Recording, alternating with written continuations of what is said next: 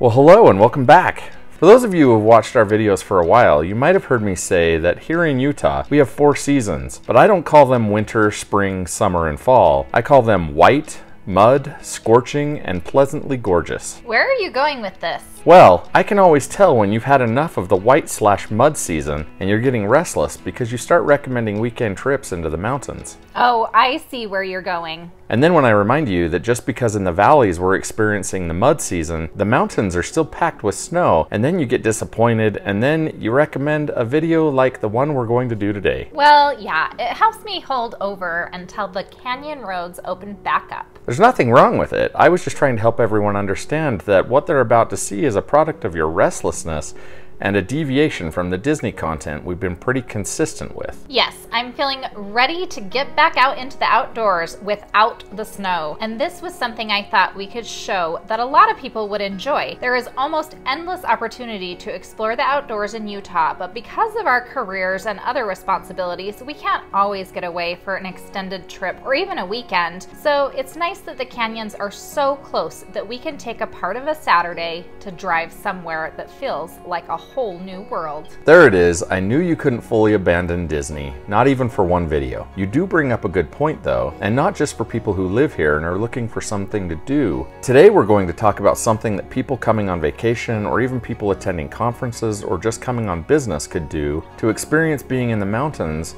in just an afternoon, or even a little bit longer if they wanted. This trip takes us on a road known as the Alpine Loop. We start at the northern end in Alpine, Utah, which is about 15 minutes from our home or about 30 minutes from downtown Salt Lake. Coming from this direction, the Alpine Loop takes you through American Fork Canyon, from the city of Alpine to Provo Canyon, and then from there you can finish the loop to Orem. Or you can head east up Provo Canyon toward Midway, where you can find the Homestead Crater that we featured in a video linked in the description below. This is a very narrow 2-lane canyon, and it can get pretty full with people in cars, on bikes, and running, so it's best to take it slow. Not far into the drive, you'll find one of the canyon's most iconic features, known as Tympanogos Cave. For a small fee, you can take a short hike up to the entrance of the cave and take a guided tour through the cave with an experienced National Park Ranger. Yes, it's probably just over a mile-long hike, but it has a lot of elevation gain and probably isn't for everybody, though it is one of the most amazing caves we've been in, and it definitely is worth the effort. But on this trip, that wasn't our destination. We were heading a little further up the canyon to an off-the-beaten-path lake where the temperature was a bit more forgiving. Yes, this day it was 99 degrees and 60 degrees at the lake. I know that may sound freezing to some of you, but with the sun glaring down, it actually feels amazing. As we continue up the canyon, we turn off the main loop for a short trip toward a small reservoir called Tibble Fork. Where are we, Justin? We're in Tibble Fork Canyon, which doesn't exist. I made it up. It is. No, it says Tibble Fork Reservoir. So where are we then? We're in a canyon going to Tibble Fork. But we're not going to go to Tibble Fork. Where are we going? Further. Into the woods. Further into the woods. Into the woods. In the last few years, Tibble Fork has become an extremely popular spot for families to come for the day, so much that they've built a large parking area that is almost always full. Tibble Fork Reservoir is a great place to swim, have a picnic, paddleboard, maybe go fishing. Dogs are allowed, so it's a good place to bring them to let them cool off as well. I don't know, is that what normal people do at the lake? I don't know. Wait, aren't we normal? 60 degrees up here. And what is 100? It's supposed to be 103 in Salt Lake. In the winter, we love to come snowshoeing up here because it's pretty empty, although the avalanche danger is pretty high. This still wasn't where Justin was taking us though. We were about to head off the paved roads and head up a fairly rough dirt road to Silver Flat Lake. Just want to see how high she jumps. I'll sit so I can jump in. Seatbelt box. So you're Probably not very high. stuck in there good?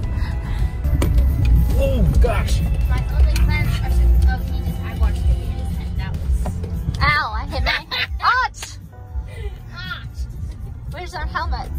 When we say fairly rough, it is passable by passenger cars. In fact, I think we saw a Toyota Tercel attempting it. but they were struggling. The point is, you don't need to have a Jeep to make it the whole way, but you just have to take it slow and be smart about how you navigate. The road can get pretty narrow as you make your way up the switchbacks, and I don't always do well with heights, but the view is absolutely amazing.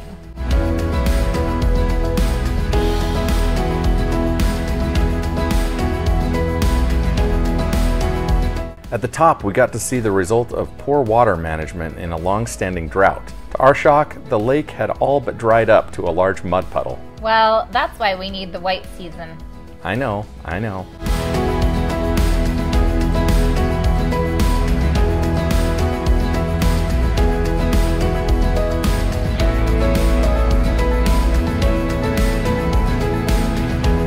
In the parking lot at Silver Flat Lake is the trailhead up to Silver Lake, which is a fairly easy 4.5-mile hike.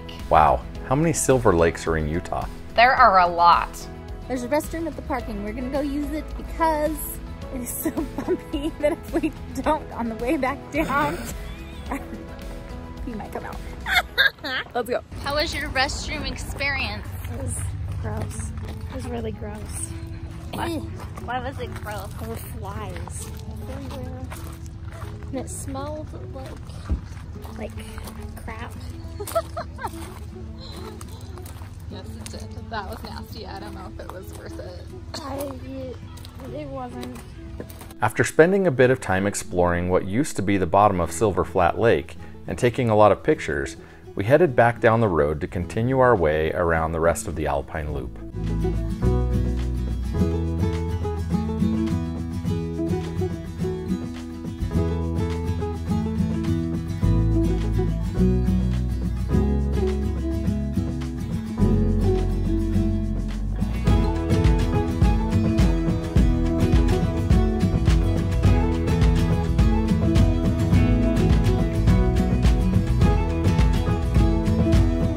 At the time we took this footage, there were still a lot of pandemic restrictions on travel, and because of that, everyone decided to discover what was in their backyard. The loop was completely packed, and once we got a little deeper into the canyon, there were cars parked all along this narrow roadway. Actually, people were being really stupid about where they were parking. One family even parked in a really bad place because it was the only spot available, and they rolled over the edge and down the mountain about 50 yards. But once we made it to the latter half of the loop, things opened up and there wasn't a lot of traffic. A lot of traffic was there to hike to the summit of Mount Tympanogos, or at least up to a glacier that sits below the summit. So yes, things opened up because we were too far away from the trailhead. Once you're on the back half of the loop, there's a lot of open space. Things flatten out and you have great views of the backside of Mount Tympanogos.